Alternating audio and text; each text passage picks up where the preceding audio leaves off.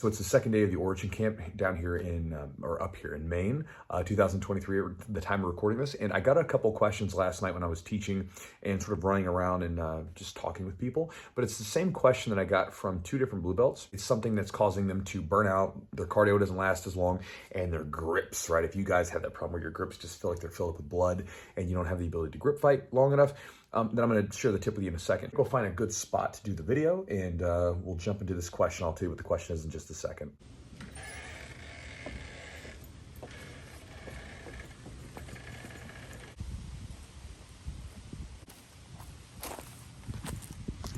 All right, guys, so here's the question I got from these blue belts last night. Both of them described a situation in which they were rolling, whether it be competition or in the gym, and just getting these death grips, right? Squeezing stuff as hard as they possibly could. And in some cases, I don't know if you guys can hear that. Just a little boat. One of the guys even described a match where he was rolling in a competition and he beat the guy, but he said that afterwards he was like holding his breath and squeezing really tight. And he said that, you know, he won the match, but he didn't really show what he was capable of. And he just notices that his grips burn out left and right, and that he doesn't have the best cardio in the world, right? But he still wants to be able to get after it, but he doesn't have the best cardio in the world. And the other guy described a very similar situation.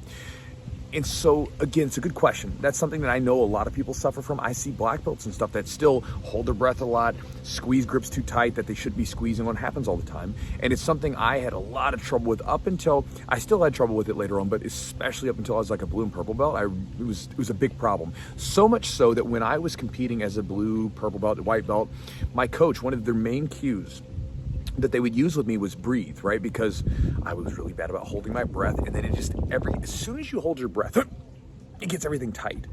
I mean, you would right now listening to this can take a deep breath in. As soon as you take that breath, you feel a little bit more relaxed, right? When we're fighting and when we're competing, we want to be able to like bring things down a little bit. And a lot of times if you're ramped up with adrenaline, or if you're ramped up because you're trying to go with it, you'll find your grips get really tight. You start holding things, you start holding your breath, everything else. And so my coach used to just tell me to breathe. And so I told these guys the same thing. I was like, you need to take a breath. You need to be really aware of it, and you got to take a breath. Now, that seems like a simple idea. Just take a damn breath, right? Wow, crazy answer. The problem is you got to put it into practice, right? Because it's just like a really simple technique. It may work, but you have to do the work with it, right?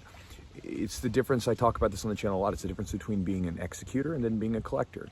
Collectors just collect ideas, right? They don't execute on them. It's like the person that, you know, collects all the motivational quotes and all the wisdom and reads all the books and da-da-da-da-da, and then when life throws them a tough situation and when that discipline's needed, they don't put it into practice, right? That's the difference.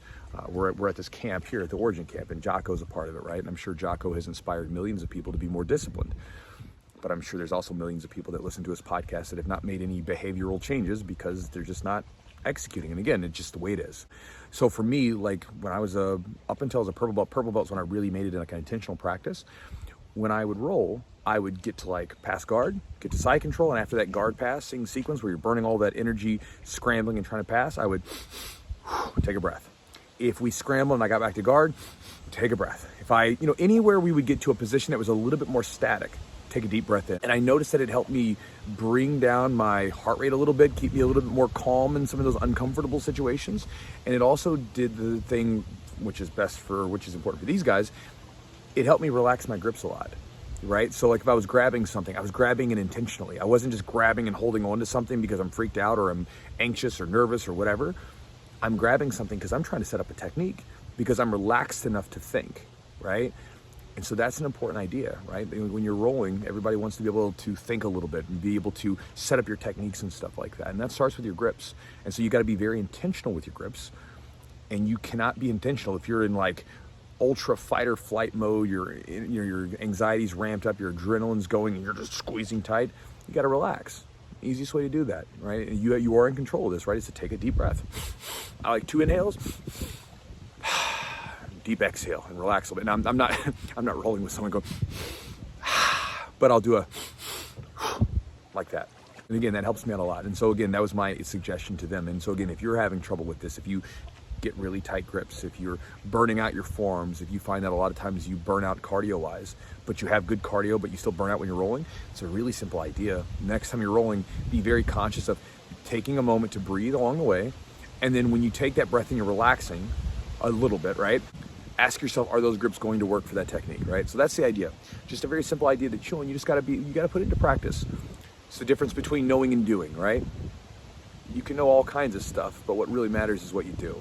So anyway, guys, I'm gonna go enjoy some reading time out here, out there in the water. It's beautiful, and I'll talk to you guys next time.